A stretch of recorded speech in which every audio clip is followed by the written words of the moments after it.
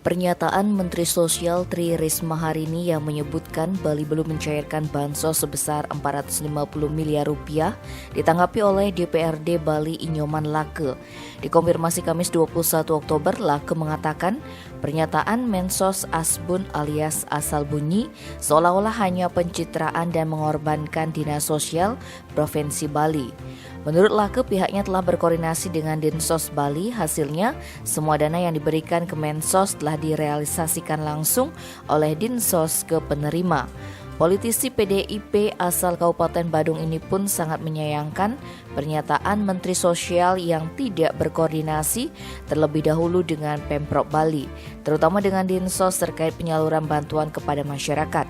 Akibatnya masyarakat punya praduga yang tidak baik terhadap pemerintah, seolah-olah pemerintah menunda pencairan dana yang semestinya harus cair.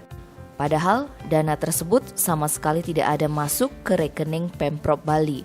Nyoman Lake berharap Mensos meluruskan pernyataan tersebut sebab hal itu sangat merugikan Pemprov Bali khususnya Dinsos yang sudah susah payah bekerja. Tim Bali Express melaporkan.